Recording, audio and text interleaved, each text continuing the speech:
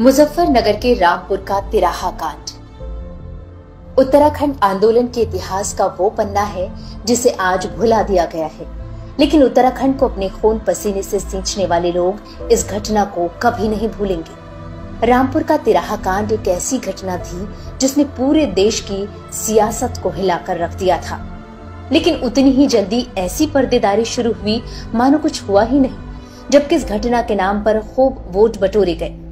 आइए जानते हैं कि रामपुर तिराहा कांड की वो दर्दनाक घटना क्या थी और अब उसे क्यों बिसरा दिया गया। 2 अक्टूबर 1994 का वो काला दिन जो हर सच्चे उत्तराखंडी के दिल को कचोटता है। अलग उत्तराखंड की मांग को लेकर राज्य आंदोलन संघर्ष समिति के आह्वान पर 2 अक्टूबर दिल्ली के जंतर मंतर पर प्रदर्शन करना तय किया गया था। आंदोलन के तमाम नेता पहले ही दिल्ली पहुंच चुके थे।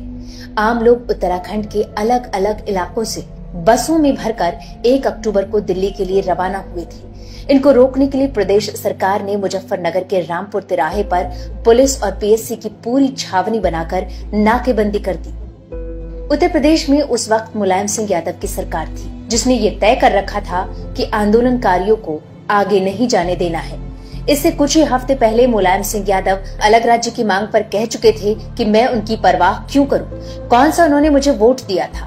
यही वजह थी कि दिल्ली जाने से रोकने के लिए मुजफ्फरनगर के रामपुर से पहले नारसन बॉर्डर पर भी नाकेबंदी की गई थी, लेकिन यहाँ इन्हें रोकने में प्रशासन नाकाम रहा था। इसलिए मुजफ्फरनगर के रामपुर के तिराहे पर कड़ी नाकेबंदी की गई। यहाँ जब प्रशासन की नाकेबंदी का आंदोलनकारियों ने विरोध किया तो इन लोगों पर न केवल लाठीचार्ज किया गया बल्कि इन पर फायरिंग भी की गई। यही नहीं, तमाम आंदोलनकारियों का दावा है कि आंदोलन में शामिल महिलाओं के साथ रेप भी हुए। आंदोलनकारियों का कहना है कि वर्दी के अलावा सादी वर्दी में मौजूद लोगों ने आंदोलनकारियों के साथ हिंसा की, जिसमें 6 लोगों की मौके पर मौत हो गई। तमाम लोग जख्मी हो गए। आंदोलनकारियों को दौड़ा दौड़ा कर पीटा गया। बर्बरता को छुपाने के लिए लाशों को खेतों में दबा दिया गया।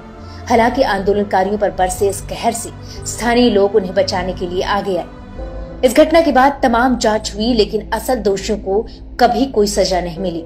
लेकिन इस घटना के बाद अलग उत्तराखंड राज्य का आंदोलन और तेज हो गया। साल 2000 में अलग उत्तराखंड की मांग भी पूरी हो गई, लेकिन दोषी जस का तस खुले घूमते रहे और उनके आका उन्हें बचाते रहे। इस घटना में दर्ज एफआईआर में कहा गया कि आंदोलनकारियों ने दुकानें और गाड़ियों को जला दिया, जिसके बाद वहां मौजूद अधिकारियों को फायरिंग का आदेश देना पड़ा, जिसमें 6 लोगों की मौके पर मौत हो गई। इसके बाद साल 1995 में इलाहाबाद हाई कोर्ट के आदेश पर इस घटना की सीबीआई जांच का आदेश दिया गया, जिसके बाद 28 पुलिसकर्मियों पर बलात्कार, डकैती, महिलाओं से बदसलूकी, हिंसा और महिलाओं के साथ सार्वजनिक रूप से अभद्रता के केस दर्ज हुए। तत्कालीन मुख्यमंत्री मुलायम सिंह यादव ने इस घटना की जांच रिटायर्ड जस्टिस जहीर हसन से करवाई।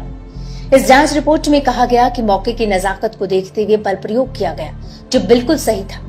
यहाँ रबर बुलेट फायर किए गए, जिससे अनावश्यक रूप से कुछ प्रदर्शनकारियों की मौत हो गई। साल 2003 में उत्तराखंड हाईकोर्ट ने 1994 के मुजफ्फरनगर डीएम अनंत कुमार सिंह को नामजद किया और जनता पर गोली चलाने का दोषी मानते हुए एक पुलिस वाले को 7 साल और 2 पुलिस वालों को 2 साल की सजा सुनाई। 2007 में सीबीआई कोर्ट ने एसपी राजेंद्र पाल सिंह को बरी कर दिया। इसमें उस वक्त की उत्तर प्रदेश सरकार का पूरा सहयोग मिला। वहीं उत्तराखंड के बनने के बाद सत्ता में आए लोगों ने इंसाफ दिलाने की बातें तो खूब कही, लेकिन किया कुछ भी नहीं। आज उत्तराखंड के लोगों का अलग राज्य का सपना तो पूरा हो गया, लेकिन रामपुर तिराहा कांड की वो चीखें और पुकार कहीं दफन हो गई। आज अलग उत्तराखंड राज्य जरूर बन गया, लेकिन इस घटना के पीड़ित इंसाफ की आस में है, जो पूरा होता नहीं दिखता।